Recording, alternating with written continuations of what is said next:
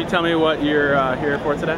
Well, right now I'm advertising. I'm here to argue for single-payer healthcare, and I'm also advertising an event. There's a zombie march for single-payer healthcare, which is coming up in 12 days. It's on September 24th.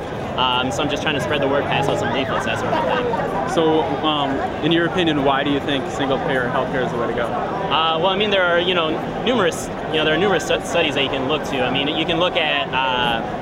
The fact that we pay more per capita for healthcare than pretty much any other Western industrialized nation, yet we have a lower quality of care than any other Western industrialized nation. One of the key differences is that we have all these for-profit health insurance companies that are have all these massive bureaucratic costs in terms of paperwork. They also have all these massive profits that they make off of denying healthcare to people.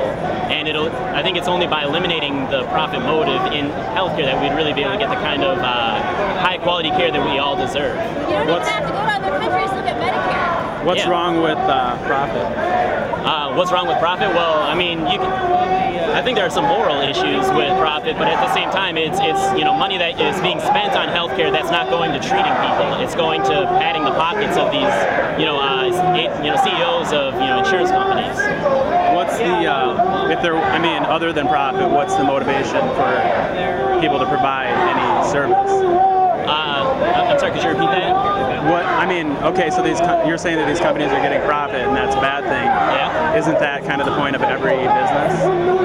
Yeah, I think that's a good case to get the business to stop making healthcare a business, but make it a human right or a service that people need. I mean, just like police, fire, schools, we have all kinds of things that we don't run on a profit motive. We wouldn't say, well, the fire department should be making a profit, or they'll have no motivation to come to your house and not and put out the fire. Obviously, they have a motivation. They get paid every day to go and do that, and we've decided that people should have their houses fires put out, even if they don't have enough money to pay for their profits.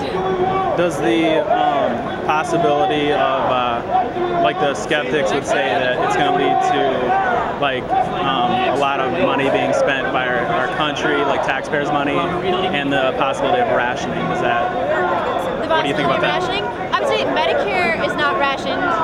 The VA system is not rationed care. Our best care, and these systems are far, far better by every standard that's been gauged than our private healthcare system. I know my grandfather was recently treated by the VA. He received top-notch care. Now that's government provided even, not just government paid.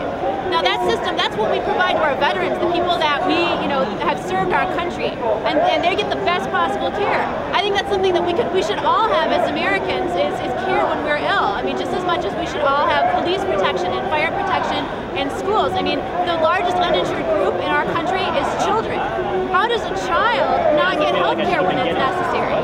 I mean, that's apart from the fact that we already pay for it because everyone can go to an ER and get treatment, and in that situation, everyone who's paying into the system already has to cover that cost, and it's extremely an inefficient way to run it. So there's many reasons why this would make sense, like both on an economic level and in a human rights level. I mean, who wants to say to a kid, you don't get health care because you can't pay for it? I mean, who wants to say that to an unemployed person? Who wants to say that to anybody? A person, who can look that person in the eye and say, you know what? Oh well, good luck. Good luck with that bullet wound. Maybe put some pressure on it.